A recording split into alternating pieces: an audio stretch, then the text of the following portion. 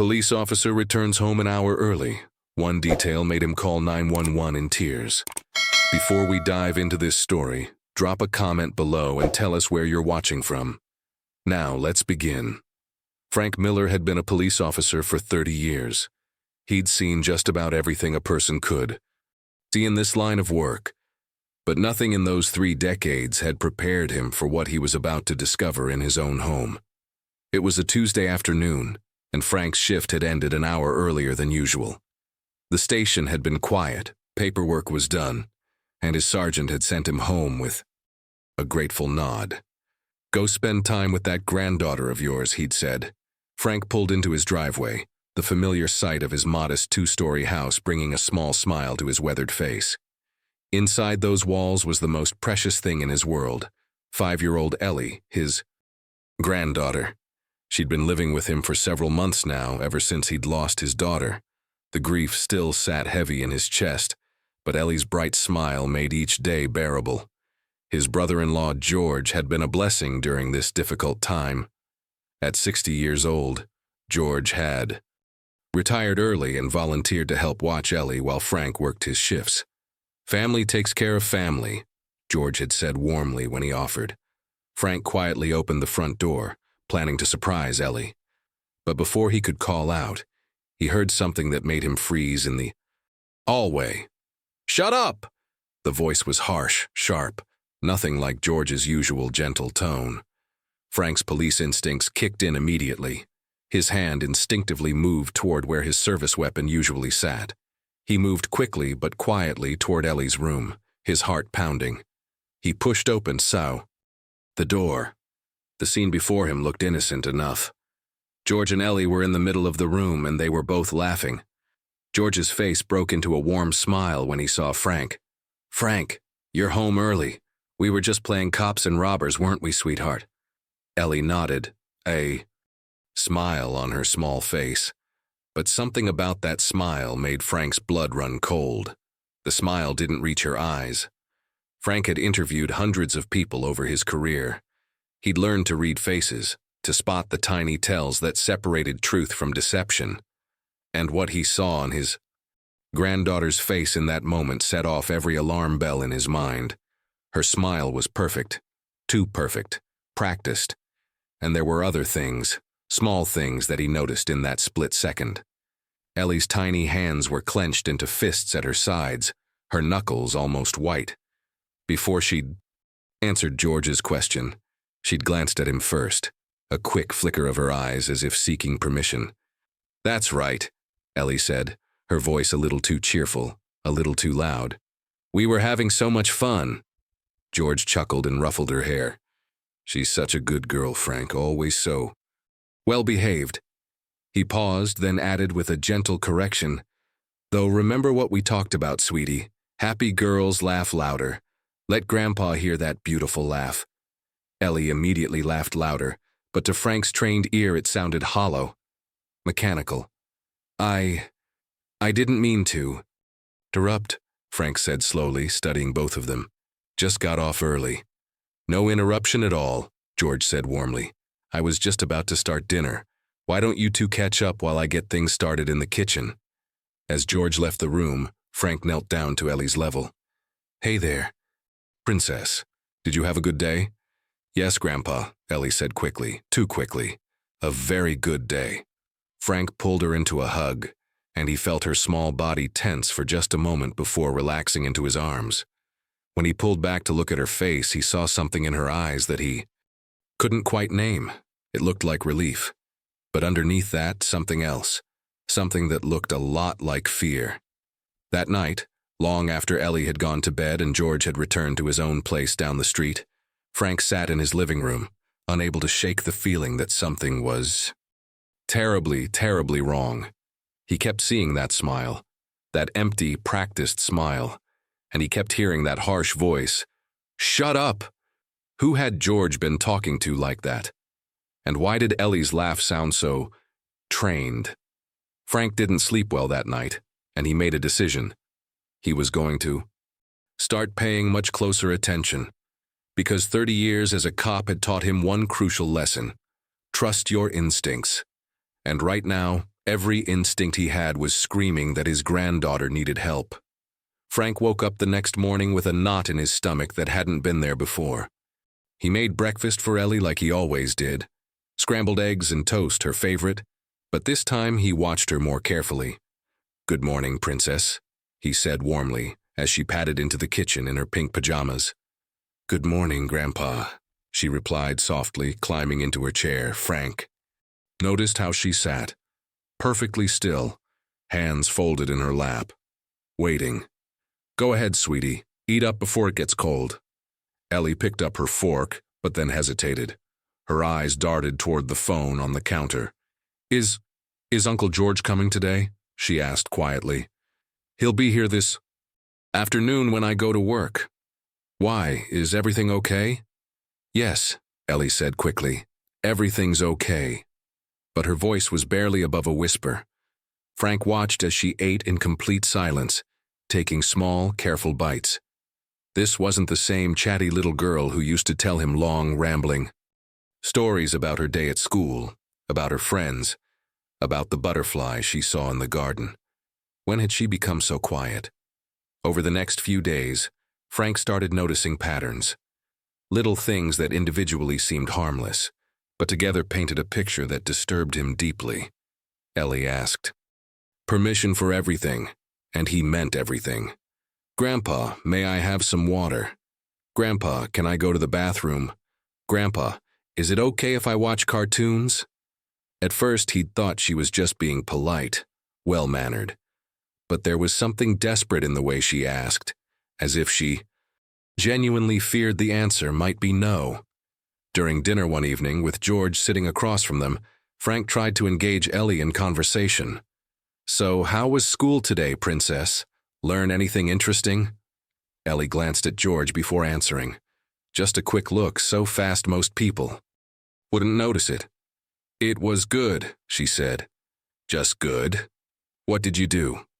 Another glance at George. We colored." "What did you color?" Silence. Ellie stared at her plate, her small shoulders tense. George jumped in with a friendly laugh.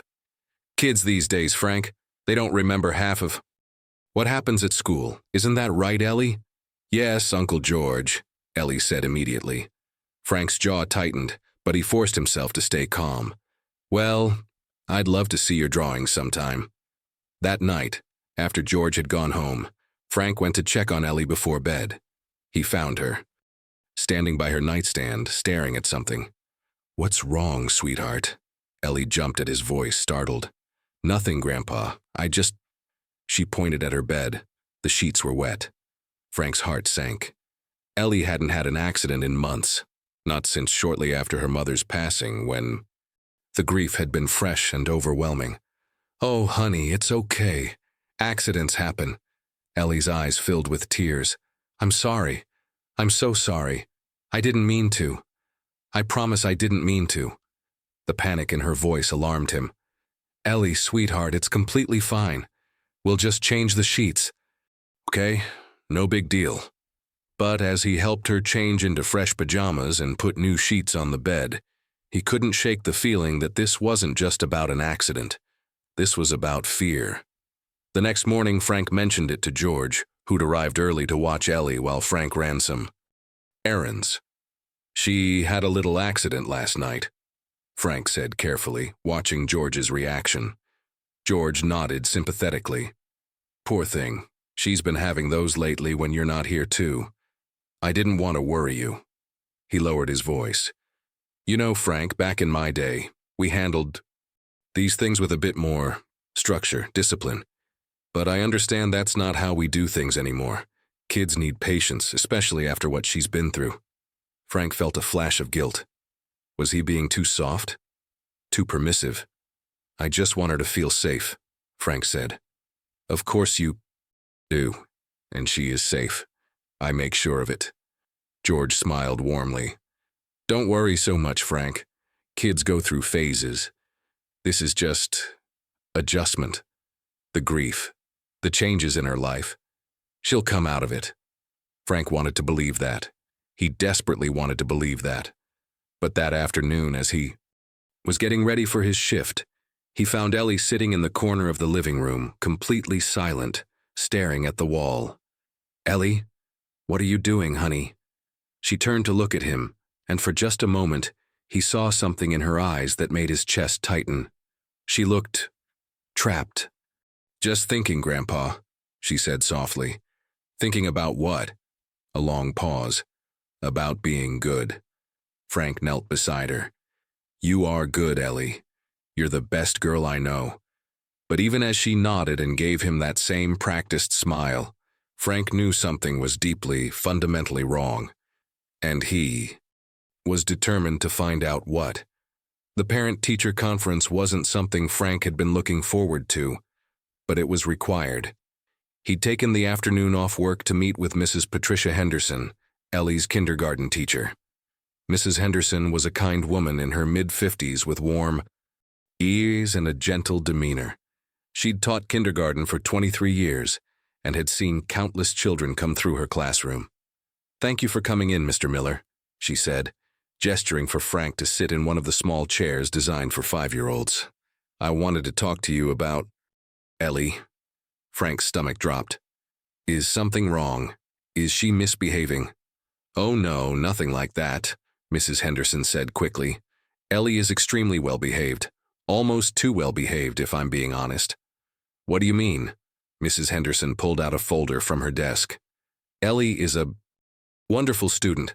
She follows every rule, never speaks out of turn, always asks permission before doing anything. But," she hesitated, "I'm concerned about some changes I've noticed."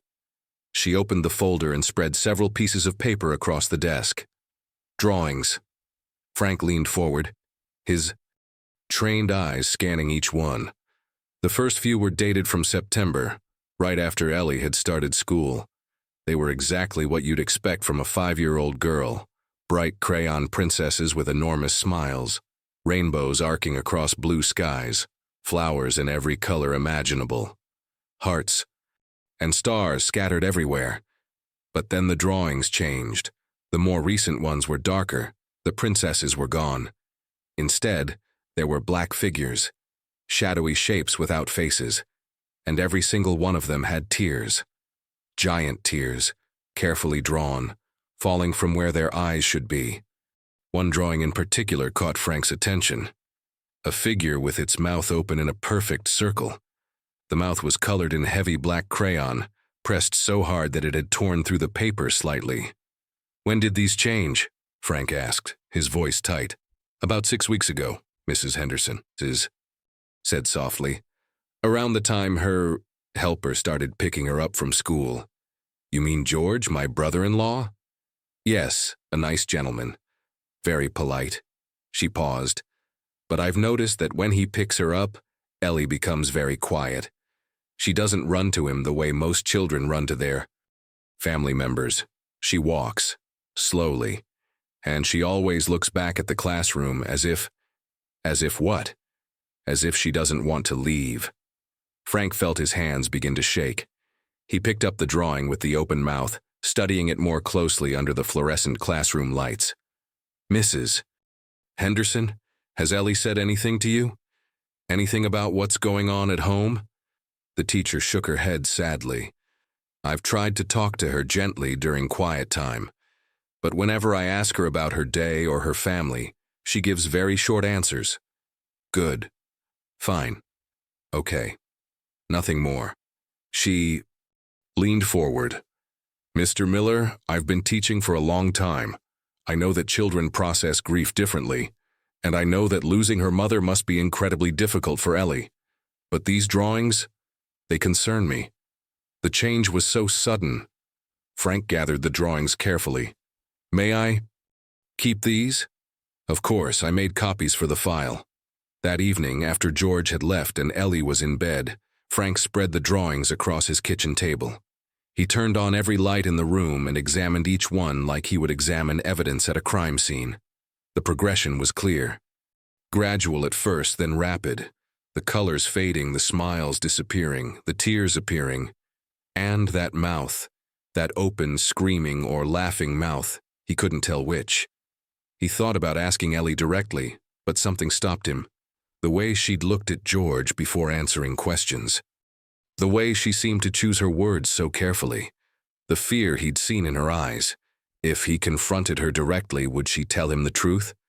Or would she give him that practiced smile and say everything was fine? Frank grabbed his phone and almost called his captain, almost reported his own. Suspicions. But suspicions of what exactly?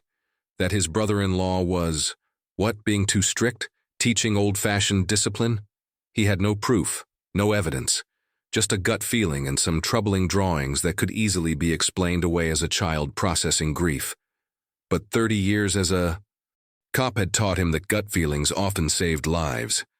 He made a decision. He would watch, he would observe, he would document, and he would find out what was happening to his granddaughter. Frank walked upstairs to Ellie's room and quietly opened the door. She was asleep, curled up on her side, clutching her teddy bear. In the dim light from the hallway, he could see her face. Even in sleep, she looked tense. Her small jaw was clenched, her eyebrows slightly furrowed. Frank knelt beside her bed and gently brushed a strand of hair from her forehead. "I'm going to protect you," he whispered. "I promise. Whatever's happening, I'm going to fix it." Ellie stirred slightly but didn't wake.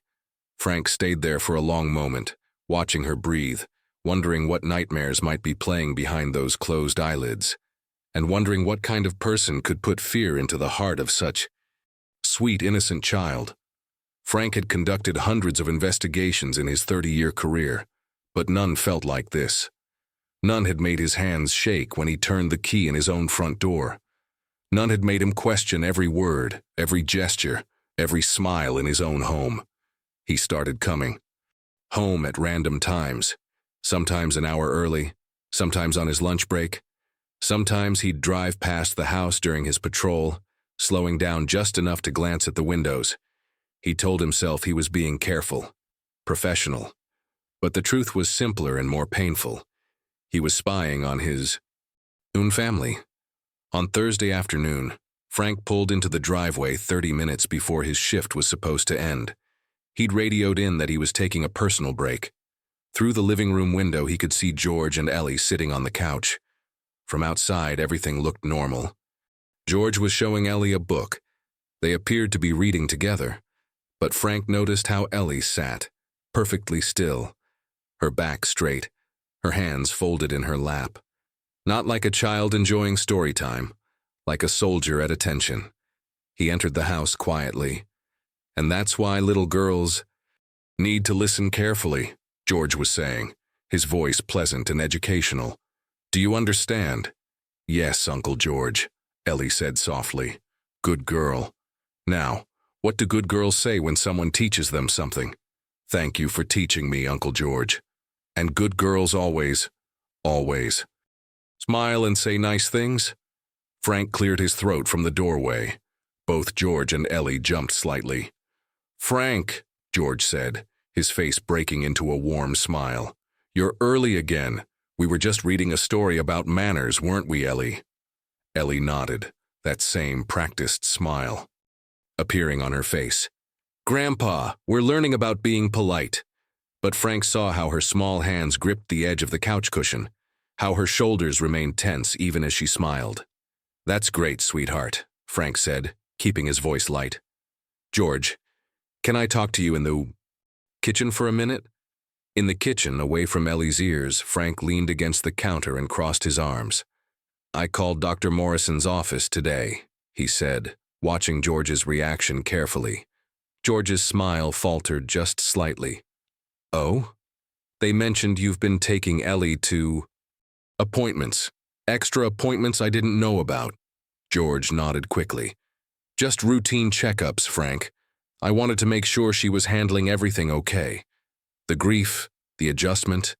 I didn't want to burden you with every little doctor visit. They also said you requested a prescription." Now George looked uncomfortable. Yes, I thought she might benefit from something to help her sleep. She has nightmares, Frank. Bad ones. When you're at work, she wakes up crying almost every night. I just wanted to help." Frank studied his brother-in-law's face. George looked genuinely concerned, genuinely caring. There was no hint of deception, no telltale sign of lying. "Why didn't you tell me about the nightmares?" "Because you have enough to worry about," George said gently. "You're working long hours, you're still grieving your daughter, and you're trying to be both grandfather and father to that little girl. I'm trying to help lighten your load, not add to it." The words made sense. They were kind even, thoughtful. So why did Frank's instincts still scream that something was wrong? "I appreciate your help, George. I really do, but from now on, I need to know, about doctor visits, about everything concerning Ellie, okay?" "Of course, I'm sorry, Frank, I should have communicated better." They returned to the living room, where Ellie was still sitting in the exact same position, as if she hadn't moved a muscle. That night, Frank made a decision that went against every professional bone in his body. He installed a small audio recorder in the living room, hidden behind a picture frame. He told himself it was temporary, just until he could either confirm or dismiss his suspicions. He hated himself for it. But he loved his granddaughter more than he hated what he was becoming. The next day, Friday, Frank worked a full shift. When he came home that evening, George greeted him at the door with a smile. "She's already in bed," George said. "Had a bath, brushed her teeth, said her prayers. She was a perfect angel today." "Great. Thanks, George." After George left, Frank went upstairs to check on Ellie. She was already asleep, her breathing deep and even. He kissed her forehead gently, then went back downstairs. His hands shook as he retrieved the recorder from behind the picture frame. He sat at the kitchen table with a cup of coffee and pressed play. At first, it was just normal sounds. Ellie asking if she could have a snack, George saying yes, the television playing in the background. Then, about 2 hours into the recording, Frank heard something that made his blood run cold. "Stand up straight," George's voice said. Not loud, but firm. Shoulders back, chin up. "Like this?" Ellie's small voice asked. "Better. Now practice what we talked about. What do you say when Grandpa asks how your day was?" A pause. "I had a wonderful day, Grandpa. Uncle George is so nice to me." "Good. But smile more when you say it. Remember, happy girls. Happy girls smile big," Ellie finished. "That's right. Now say it again, with the smile. I had a wonderful day, Grandpa. Uncle George is so nice to me." Frank's hands gripped the recorder so tightly his knuckles turned white. "Perfect," George's voice said warmly. "You're learning. So well, Ellie. Your grandfather works very hard to take care of you. We don't want to worry him with sad faces or complaints, do we?" "No, Uncle George." "Good girl. Now show me your happy laugh, the one we practiced." And then Frank heard it. That same hollow, mechanical laugh he'd heard that first day. The laugh that didn't match the light in a child's eyes. He listened to the entire recording twice, 3 times, each time his heart broke a little more. George wasn't hitting her, wasn't yelling at her. On the surface, he was just teaching her manners, teaching her to be polite and cheerful. But underneath it all was something darker, something that was teaching Ellie to hide, to perform, to be afraid of showing her true feelings. Frank sat in his kitchen until well past midnight, the recorder in front of him, trying to figure out what to do next. He was a cop. He dealt with evidence, with proof. But what he had wouldn't be enough for the system. It was just uncomfortable, odd, not illegal. Yet every instinct told him his granddaughter was crying for help in the only way a frightened 5-year-old knew how. And he was determined to hear her. Sunday dinner should have been pleasant. Frank had made Ellie's favorite, spaghetti with meatballs. George had brought garlic bread. The 3 of them sat around the kitchen table like a normal family. But Frank couldn't stop watching. Every movement, every word, every glance between George and Ellie. "This is delicious." "Grandpa," Ellie said, her voice cheerful and bright, too bright. "I'm glad you like it, Princess." Ellie reached for her glass of juice. Her small hand bumped it, and the glass tipped over, red liquid spreading across the white tablecloth in a crimson flood. What happened next occurred in less than 5 seconds, but Frank saw it in slow motion. Ellie's face went completely white. her eyes filled with instant tears. She pushed her chair back so fast it nearly fell over, her hands flying up to her face. "I'm sorry! I'm sorry! I'm so sorry!" The words tumbled out in a rush of panic. "I didn't mean to. Please, I didn't mean to. I'll clean it. I'll be good. I promise I'll be good." Her whole body was shaking. Tears streamed down her face. This wasn't a normal child's reaction to spilling juice. This was terror. George immediately jumped up with a dish towel, his voice soothing. "It's okay. Sweetheart, it's just juice. Accidents happen to everyone." But Frank had seen Ellie's first reaction, the split second before George spoke. She'd looked at him with absolute fear in her eyes. Frank knelt beside his granddaughter, pulling her gently into his arms. "Ellie, honey, it's completely fine. It's just a little spill. Nobody's upset." But Ellie couldn't stop crying, couldn't stop apologizing. "I was being careful. I promise I was being careful. I'm sorry, I'm sorry, I'm sorry." Frank held her tight, feeling her tiny body trembling against his chest. Over her shoulder, he locked eyes with George. George looked concerned, sympathetic, everything a caring uncle should look. But Frank didn't believe it anymore, not for 1 second. After George left that evening, Frank sat outside Ellie's bedroom door, listening. Around midnight he heard it, soft crying, muffled by a pillow. He opened the door quietly. In the glow of her nightlight he could see Ellie curled into a tiny ball, clutching her teddy bear. "Princess," he whispered. She looked up, her face wet with tears. "I was good today, Grandpa. I promise I was good." Frank's heart shattered into 1,000 pieces. "You were perfect, sweetheart. You're always perfect." "I was good," she whispered again, like a prayer. "I smiled right. I laughed loud enough. I was good." Frank gathered her into his arms and she buried her face against his shoulder. "Did I do it right today, Grandpa?" "Do what right, honey?" "Being happy. Uncle George says I need to practice being happy so you won't be sad. Did I do it right?" And in that moment, Frank knew with absolute certainty that something terrible was happening to his granddaughter. Something that was breaking her spirit, one smile, one forced laugh, one practiced response at a time. Saturday morning, Frank made a decision. He needed to talk to Ellie, really talk to her, away from the house, away from any place that might remind her of George. "How about we go get ice cream?"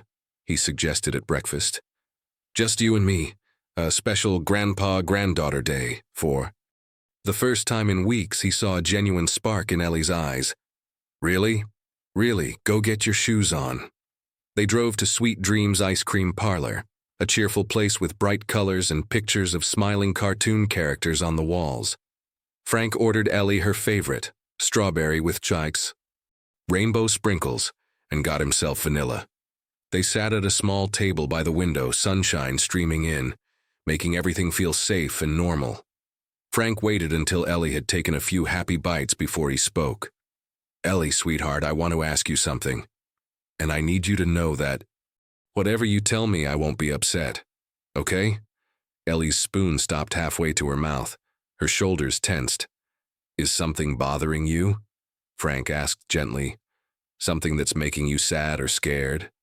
Ellie stared at her ice cream. A long silence stretched between them. "You can tell me anything," Frank continued softly. "Anything at all. That's what grandpas are for." Ellie's eyes filled with tears. Her lip trembled. She opened her mouth as if to speak, then closed it. She shook her head quickly, almost violently. "No, Grandpa.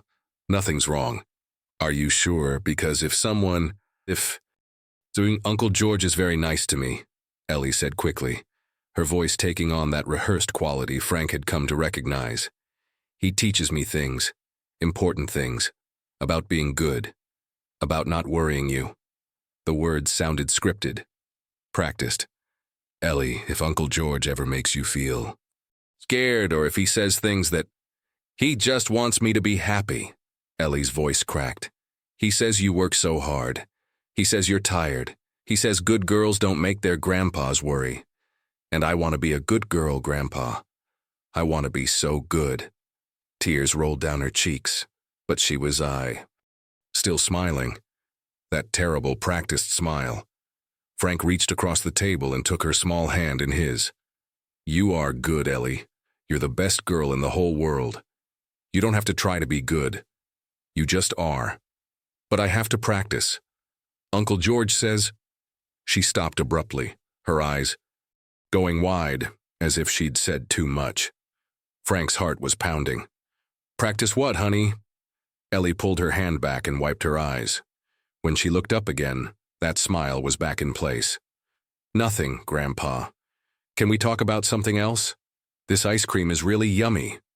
The subject change was so sudden, so obvious that Frank knew he'd lost her. Whatever wall George had built around her mind, Frank couldn't break through it. Not yet. That night, after Ellie was asleep, Frank sat at his kitchen table with his phone in his hand. George's number was pulled up on the screen. He wanted to confront him, wanted to tell him to never come near Ellie again. But he had no proof, nothing concrete. Just a scared little girl who'd been taught not to tell. Finally, Frank dialed a different number. Miller Residence, George answered.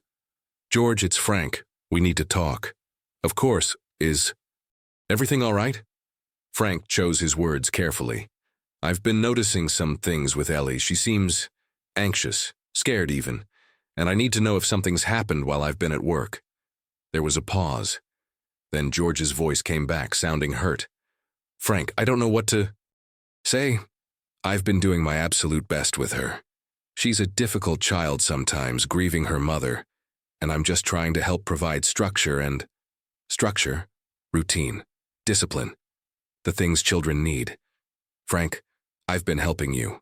I've put my own life on hold to take care of your granddaughter, and now you're questioning me? Frank felt guilt creep in, but he pushed it aside. I'm not questioning your intentions. I just need to understand what's happening with Ellie. What's happening is that you're seeing problems where there aren't any, George said, his voice firm now. That little girl is fine. More than fine. She's learning, growing, becoming well-behaved. Isn't that what you want? After they hung up, Frank sat in the darkness of his kitchen, wondering if maybe George was right. Maybe he was seeing shadows where there was only light. But then he remembered Ellie's face when she spilled that juice. That wasn't a child who felt safe. That was a child who'd learned to be afraid.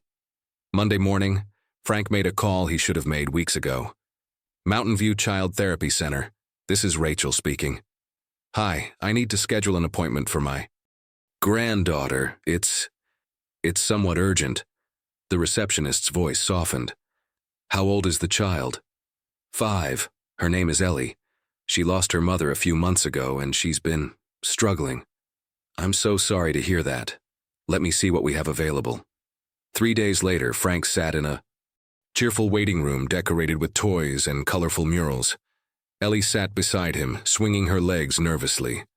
Remember, Princess, this is just someone who wants to talk to you, someone who helps kids feel better. Am I sick, Grandpa?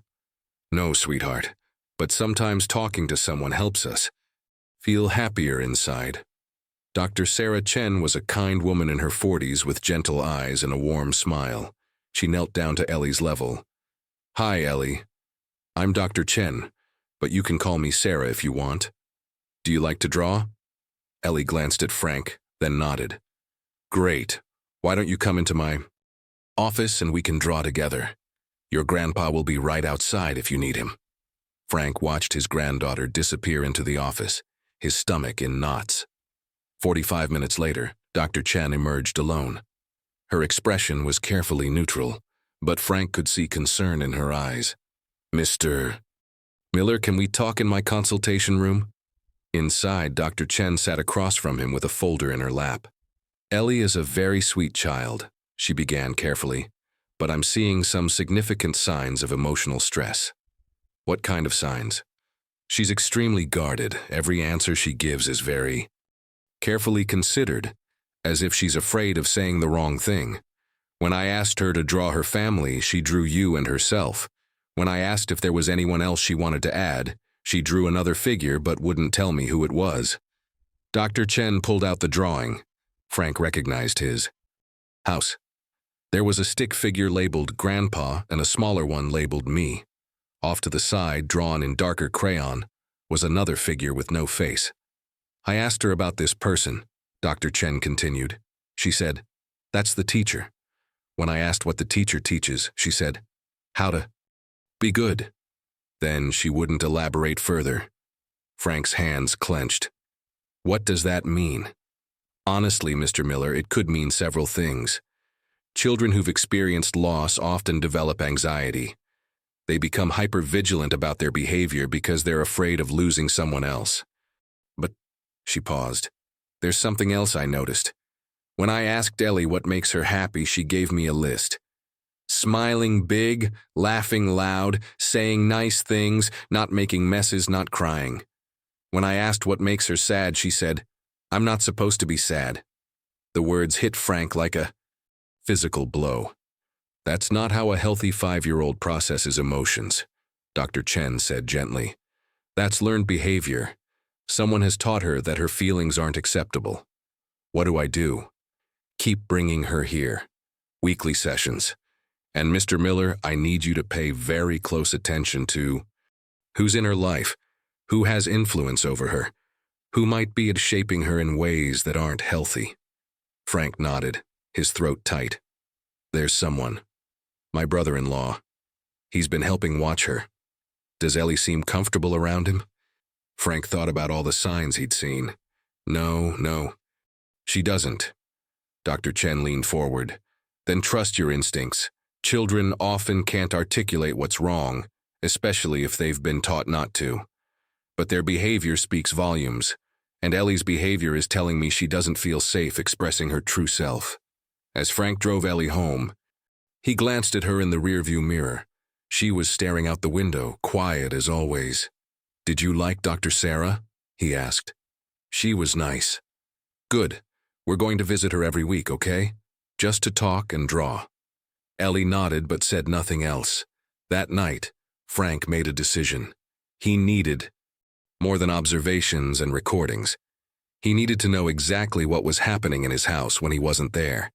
He needed evidence that couldn't be explained away. The basement had always been Frank's least favorite part of the house. Damp, cluttered with boxes from various moves over the years. It smelled of old wood and forgotten things. But on this gray Saturday afternoon, with Ellie at a supervised playdate with a classmate, Frank decided it was time to organize. He'd been putting it off for months. George had stored some of his belongings down there temporarily when he'd first started helping out. Just until I reorganize my own place, he'd said. Frank moved boxes aside, sorted through old tools, and was about to head back upstairs when something caught his eye. A cardboard box partially hidden behind the water heater. It had George's name written on it in marker. Frank hesitated. This was George's property, private, but his police instincts were screaming. He pulled the box out into the light and opened it.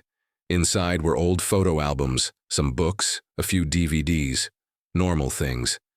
Then, at the bottom, wrapped in a towel, Frank found something that made his heart stop. Video camera? An old one, the kind that recorded onto small tapes. Frank's hands shook as he pulled it out. There was a tape already inside. He sat on the basement stairs, the camera heavy in his hands. He could put it back. Forget he ever saw it. Respect George's privacy. But then he thought of Ellie's face, her practiced smile, her fear of spilling juice, her whispered words. I was good today. Frank pressed play. The screen flickered to life. At first, it was just old family footage. A birthday party from years ago, George and his late wife laughing together. Frank fast-forwarded. More. Family moments. Nothing unusual. He was about to turn it off when the footage jumped to something recent. He recognized his own living room. The timestamp showed last Tuesday, 2 o'clock in the afternoon, when Frank had been at work. On the screen, Ellie sat on the couch, her small form rigid. George's voice came from behind the camera. Now, let's practice again. What do you say when Grandpa asks how your day was? Ellie's voice was small. I had a good day. Not good enough? What did we talk about? I had a wonderful day, Grandpa. Uncle George is very nice to me. Better, but you need to smile more. Show me the smile we practiced. Ellie's face transformed into that bright, empty smile Frank had seen so many times. Good. Now the laugh. Let's hear it. Ellie laughed. That hollow, mechanical sound.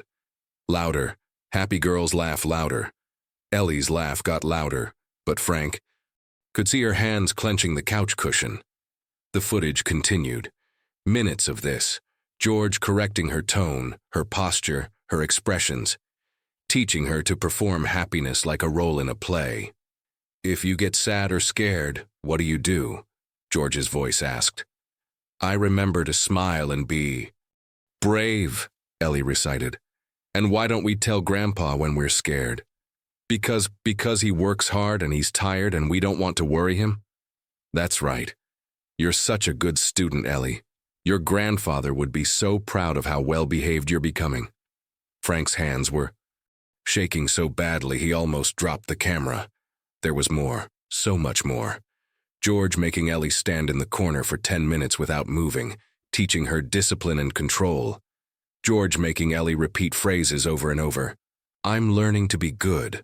I'm learning not to cry. I'm learning to make Grandpa happy. At one point, Ellie started crying quietly. George's voice turned stern. We talked about this. Big girls don't cry about nothing. Are you a big girl? Yes, Ellie sobbed. Then stop, right now. Show me your happy face. Through her tears, Ellie forced that smile. Frank watched it all. Every terrible minute of it. There was no hitting, no yelling that would leave marks, nothing that would show up on a medical exam. But this was hurting her. This was breaking something fundamental inside his granddaughter. This was teaching her that her real feelings didn't matter, that she had to hide her true self, that she existed only to make others comfortable. Frank's vision blurred with tears. His breath came in short gasps. He was a police officer. He'd dedicated his life to protecting people, and he'd failed to protect the person who mattered most. With trembling hands, Frank pulled out his phone. He stared at it for a long moment, tears streaming down his face. Then he dialed 911. 911, what's your emergency? Frank's voice broke. I need to report. I need to report something happening to a child, my granddaughter, in my own home, and God, forgive me. I didn't see it soon enough. Sir, is the child in immediate danger? No, she's safe right now, but I have evidence. Video evidence of… Frank struggled to find the words. Of someone hurting her, not physically, but breaking her spirit, teaching her to be afraid, teaching her to hide who she really is. His voice cracked completely. And I'm the one who let him into our lives. 2 patrol cars arrived within 15 minutes. Frank stood in his driveway, the camera clutched in his hands, watching his colleagues approach. Officers he'd worked with for years. Friends. This was the hardest thing he'd ever done. Detective Maria Santos, a veteran investigator Frank had known for 2 decades, approached first. Her face was full of concern. Frank, what's going on? Dispatch said you called about your granddaughter? Frank's voice was barely above a whisper. I need you to watch something, and then I need you to arrest someone. Inside, Frank set up the camera. Maria and her partner, Officer James Reynolds, sat at the kitchen table. Frank pressed play. He couldn't watch it again. Instead, he stood by the window, his back to the screen, listening to Ellie's small voice, repeating those terrible phrases, listening to George methodically teaching her to hide her pain. When it finished, there was a long silence. Frank, Maria said quietly, how long has this been going on? I don't know. Weeks. Maybe months. I saw signs, but His voice broke. I didn't understand what I was seeing. I thought it was grief. Adjustment. I'm a cop, Maria. I'm supposed to notice these things. And I missed it happening in my own home. James spoke up, his voice tight with controlled anger. Where is this George now?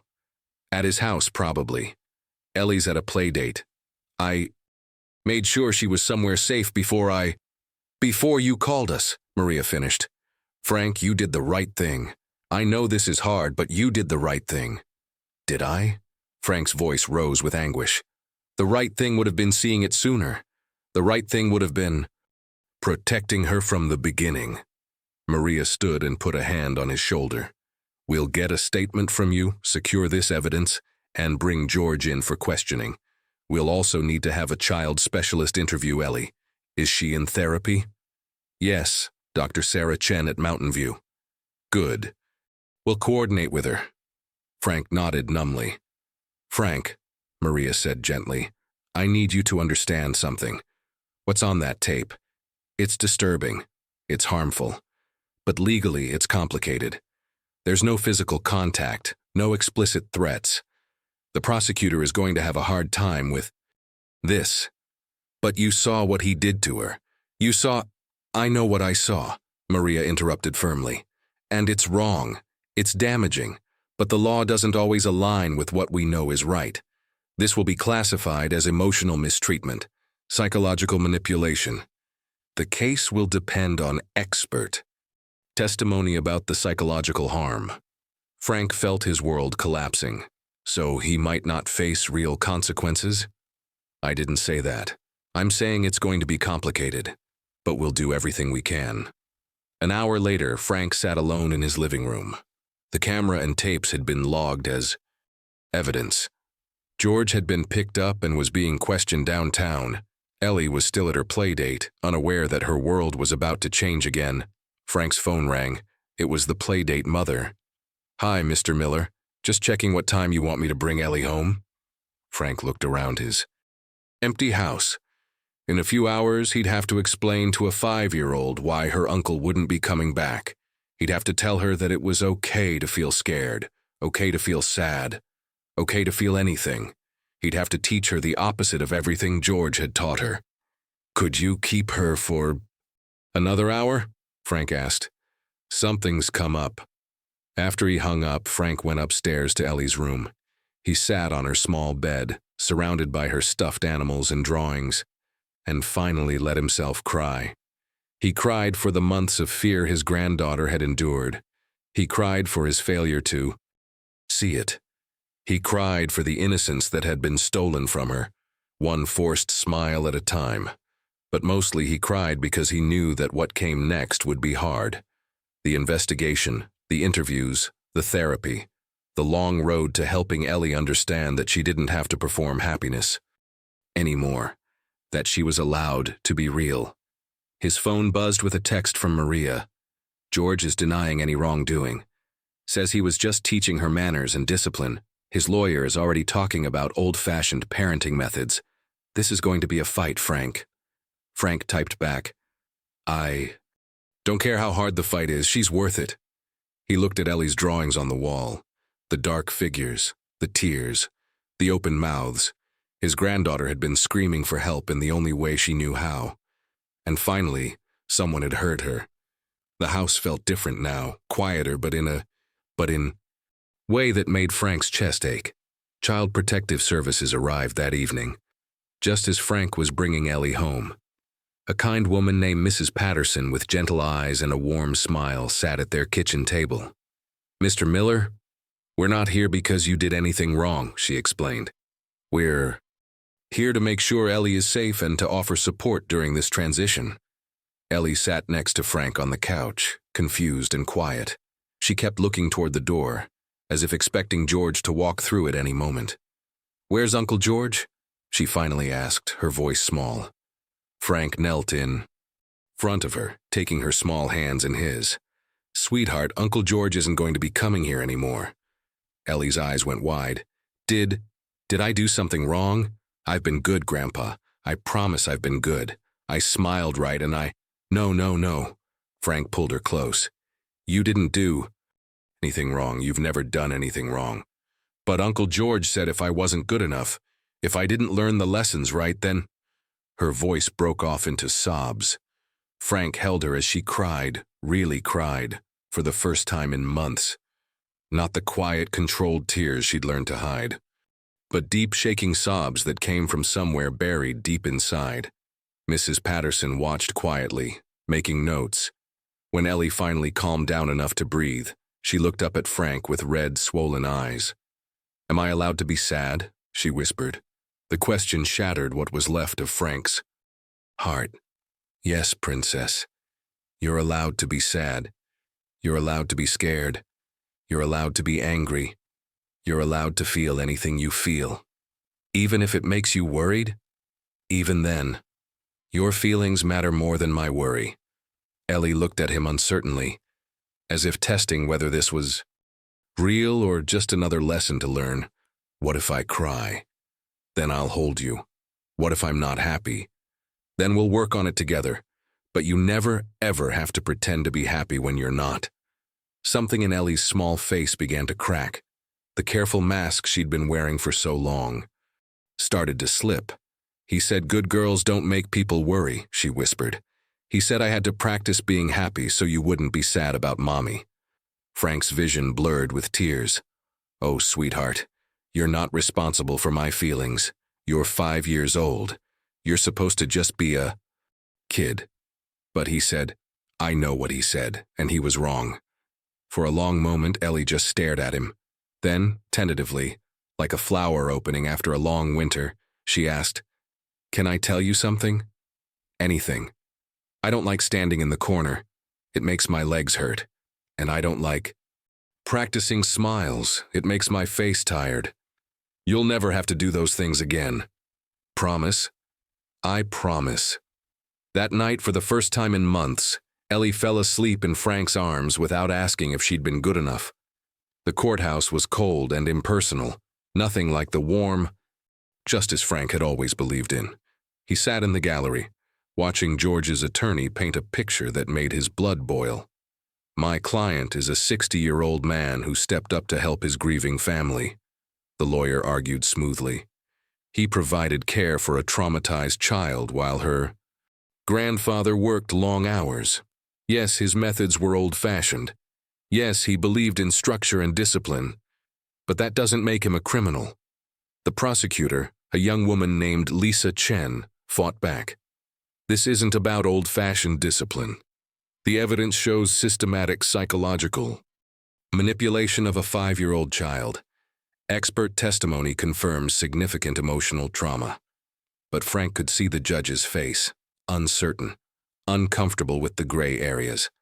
Dr. Sarah Chen took the stand, explaining in clinical terms what the videos showed. This child was being conditioned to suppress her authentic emotions and replace them with performed responses. The psychological impact is significant: anxiety, hypervigilance, emotional dysregulation. George's lawyer cross-examined. Couldn't this simply be a child learning manners, learning to be polite, to control emotional outbursts? "There's a difference between teaching emotional regulation and teaching emotional suppression," Dr. Chen replied firmly. This child wasn't learning to manage her feelings. She was learning that her feelings were unacceptable. The judge called a recess. In the hallway, Frank found Maria waiting for him. "This isn't going the way we hoped," she said quietly. "I can see that. The prosecutor is doing her best, but without physical harm, without explicit threats. The law wasn't written for cases like this." Frank's hands clenched into fists. "So what happens?"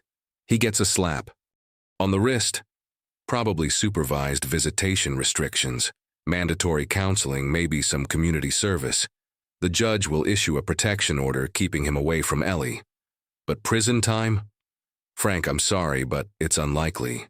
Frank felt hollowed out. "I testified. I described what I saw." The fear in her eyes, the way she flinched. "Doesn't that matter?"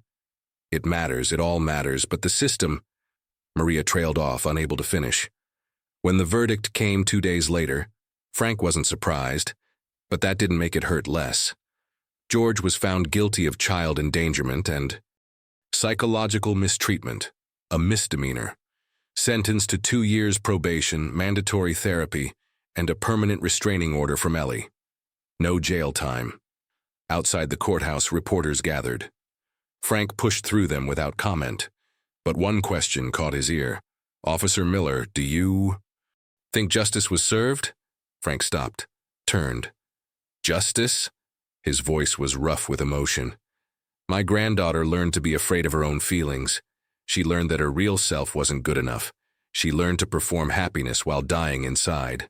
And the person who did that to her gets to walk free." He paused, his jaw tight. "You tell me if that's justice." That night, Frank sat with Ellie while she colored. She was drawing a picture of a house with flowers.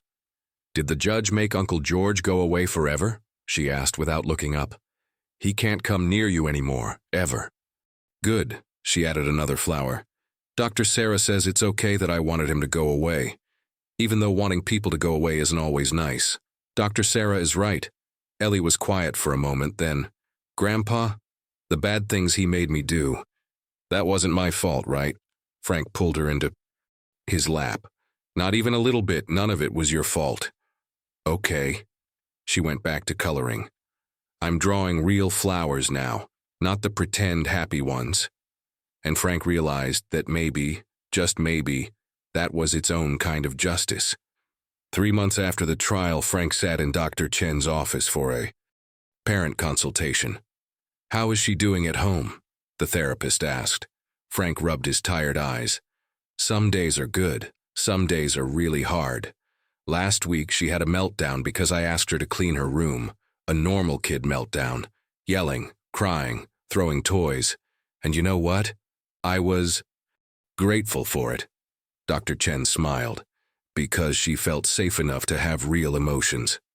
"Exactly. But then there are the nightmares. The bedwetting. Yesterday she asked me 3 times if I was mad at her for spilling milk at breakfast. That's normal for trauma recovery. The hypervigilance, the constant need for reassurance. Those patterns were reinforced for months. They won't disappear overnight." Frank nodded, though his chest felt heavy. "I just want to fix it. I want to make it better for her." "You are making it better. By being consistent. By letting her feel her feelings. By showing every single day." Dr. Chen leaned forward. "Frank, recovery isn't linear. There will be progress and setbacks. The goal isn't to erase what happened. It's to help Ellie integrate it and move forward." At home, Frank had established new routines. Every morning he asked Ellie how she was feeling, and he accepted whatever answer she gave, even "I don't know" or "bad" or "mad at everything." He'd learned special phrases from the therapy sessions. "Your feelings make sense. It's okay to be upset. You don't have to be happy right now." Slowly, painfully slowly, Ellie was beginning to believe him. One evening she came to him holding her old drawings, the dark ones with the crying figures. "Can we throw these away?" she asked. "I don't like remembering that girl." Frank knelt beside her. "That girl was you, sweetheart. She was brave and strong, even when she was scared. But she was always pretending. She was surviving. And now she doesn't have to pretend anymore." Ellie thought about this. "Can we keep one? Just to remember that I'm different now." They chose one together. A figure with tears, but also with small flowers growing around it. Ellie had drawn it during her second week of therapy. "This one shows it getting better," she explained. Frank framed it and hung it in her room, right next to her new drawings of superheroes and rainbow princesses. The nightmares continued, but they became less frequent. The bedwetting gradually stopped. Ellie still asked for permission sometimes, but she was learning to trust that no wouldn't bring consequences beyond a simple no. In therapy, she was learning words for what had happened. Uncle George's rules were unfair. Uncle George made me feel scared. Uncle George was wrong. Not abuse, not manipulation. Those words were too big, too heavy for a 5-year-old. But she understood that what happened wasn't normal, wasn't right, wasn't her fault. One night, 6 months after everything had changed, Ellie crawled into Frank's lap during their evening reading time. "Grandpa?" "Yes, Princess?" "I think I'm getting better at being the real me." Frank kissed the top of her head, his heart swelling. "You're doing an amazing job. Some kids at school said I'm too serious sometimes, that I don't smile enough." Frank tensed, old protective instincts flaring. And I told them, Ellie continued, that I smile when I feel like smiling. And that's okay. Frank held her tighter. That's exactly right, sweetheart. That's exactly right. It wasn't complete healing. Maybe it never would be. But it was progress. And for now, that was enough. The letter from the police department sat on Frank's kitchen table for 3 days before he opened it. Officer Frank Miller, badge number 2847. Eligible for retirement with full benefits effective immediately. 30 years of service. 3 decades of protecting strangers, solving cases, upholding the law. And yet he'd almost missed the biggest case of his life, the one happening in his own living room. Frank stared at the letter, then at the clock on the wall. In 2 hours he was supposed to report for shift. In 2 hours Ellie would be getting home from school, and a babysitter would be there to meet her. Another stranger, another person Frank had to trust. Wow. With the most precious thing in his world. He picked up the phone and called his captain. Miller, you're not scheduled until 2. Everything okay? Captain, I need to talk to you about my retirement. There was a pause. You're not actually considering that, are you? Frank, you're one of our best. You've got at least 5 good years left in you. I know. But my granddaughter needs me more than the department does. We can work around your schedule. Part-time, different shifts. It's not about the schedule, Frank interrupted gently. It's about being present. Really present. Not just physically there, but emotionally available. And I can't do that while I'm carrying the weight of this job. Another long pause. You've thought this through? I have. Then we'll process the paperwork. But Frank, the force is losing a good man. And a little girl is gaining a full-time grandfather. That afternoon when Ellie came home from school, Frank was waiting at the door. Grandpa, you're home early again. Actually, Princess, I'm home on time, because from now on this is my time. Every afternoon, every evening, every morning, I'm going to be here. Ellie's eyes widened. Every day? Every single day. For the first time in months, Ellie's smile reached her eyes, and it wasn't practiced or performed. It was real. Frank created new routines, not rigid schedules designed to control, but gentle rhythms designed to comfort. Morning breakfast together, where they talked about dreams and plans. Afternoon walks in the park, where Ellie could run and play and just be a kid. Evening dinner, where she could help cook if she wanted, or not if she didn't. Bedtime stories, where Frank read whatever she chose, even if it was the same book for the 15th time. Grandpa, Ellie asked one night as he tucked her in, do you miss being a police officer? Frank thought carefully about his answer. Sometimes I miss the work, but I don't miss missing your life. What do you mean? I mean that every moment with you is more important than any case I ever worked, and I almost let my job make me forget that. Ellie was quiet, processing this. Uncle George used to say you were too busy to deal with my problems. Uncle George was wrong about a lot of things. You're never a problem, Ellie. You're my purpose. She snuggled deeper into her blankets. I'm glad you're home now. Me too, Princess, me too. The adjustment wasn't easy. Frank's identity had been wrapped up in his badge for 3 decades. Some mornings he woke up feeling purposeless, untethered. But then Ellie would come running in with a drawing to show him, or a question about homework, or just to say good morning, and he'd remember. This was his purpose now, not solving crimes, not catching bad guys, not upholding the law, but raising a little girl who'd been taught to hide herself and showing her that it was safe to be seen. One afternoon, a former colleague stopped by to visit. Don't you get bored? Officer Reynolds asked. After all those years of action? Frank looked across the yard where Ellie was blowing bubbles, laughing at how high they flew. You know what I did for 30 years, James? I showed up after the damage was done, after the crime, after the hurt. I documented it, prosecuted it, but I couldn't prevent it. He gestured toward Ellie. But this, being here every day, making sure she feels safe and heard and valued, this is prevention. This is the most important work I've ever done. Reynolds nodded slowly. Yeah, I can see that. That night, as Frank was washing dishes, Ellie appeared at his side. Can I help? Sure, you can dry. They worked in comfortable silence, the kind that comes from simply being together without needing to perform or prove anything. Grandpa, I think you made the right choice, staying home with me. Frank's throat tightened. Yeah. Princess, I think so too.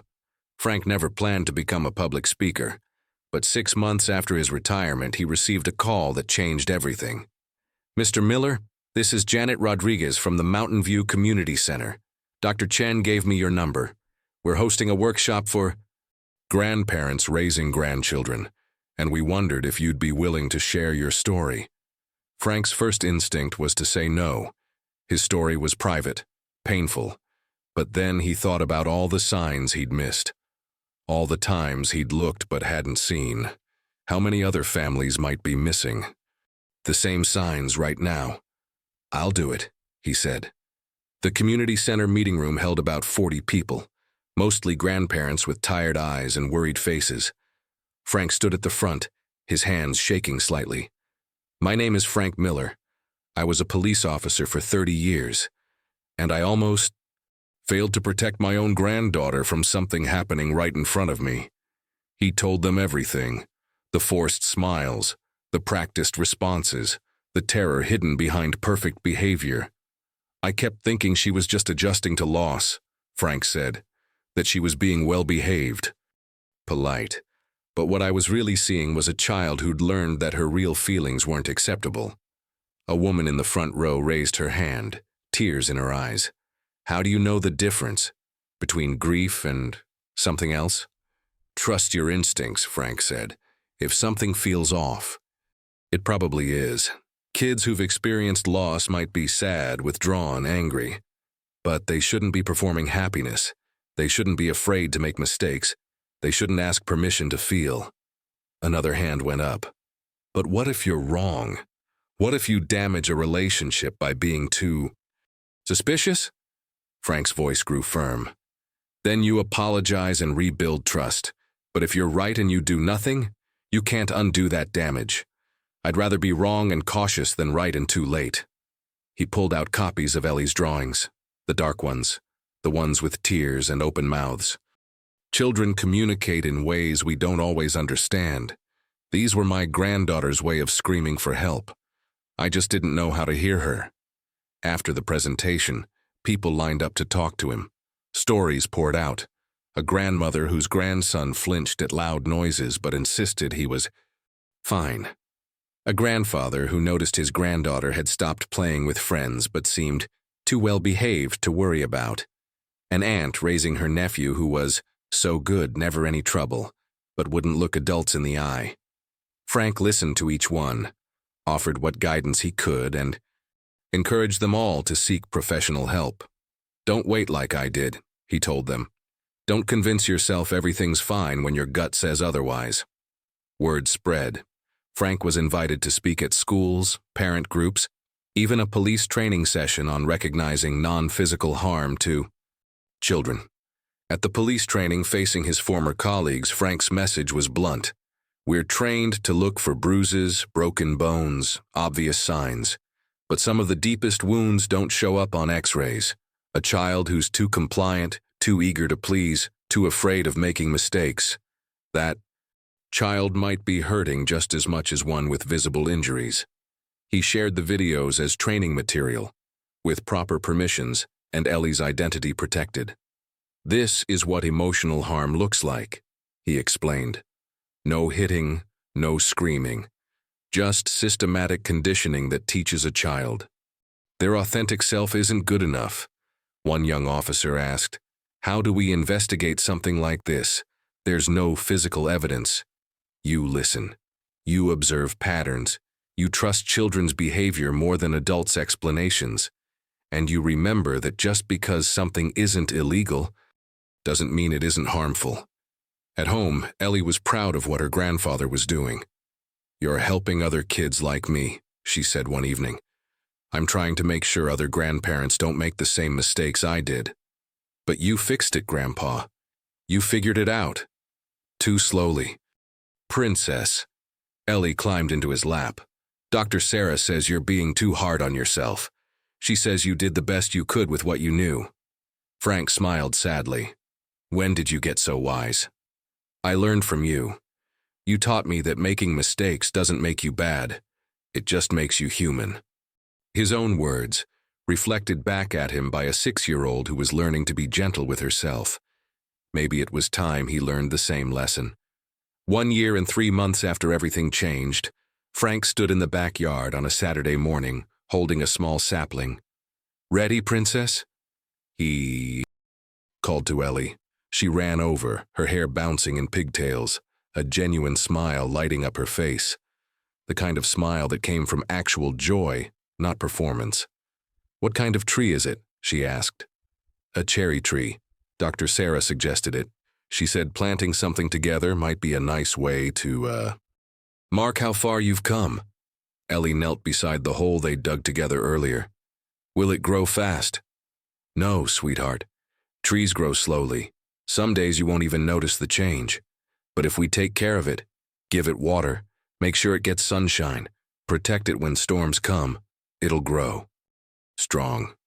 Like me, Ellie said quietly. Just like you. They worked together, filling in the soil around the small tree, patting it down gently.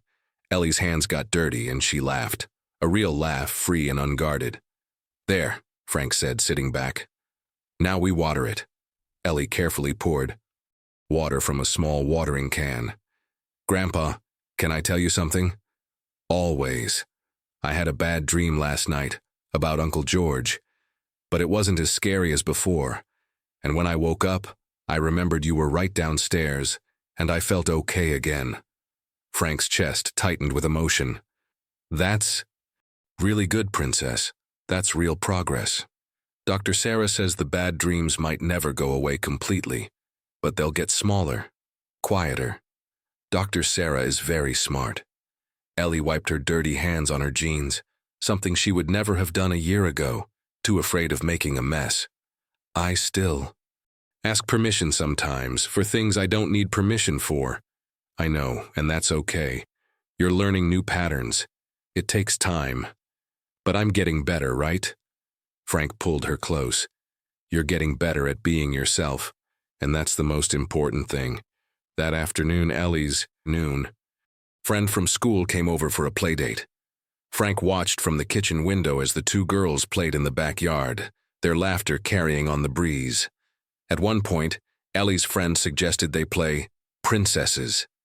Ellie thought for a moment, then said, "Can we play superheroes instead? I like superheroes better now." Such a small thing, a simple preference expressed without hesitation. But to Frank, it was everything.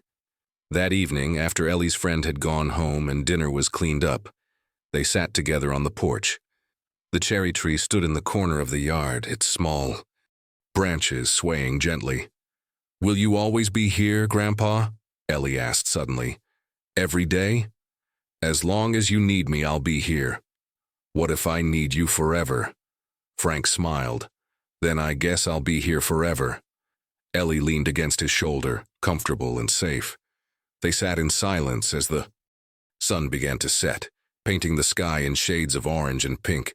No forced conversation, no performed happiness, just quiet companionship.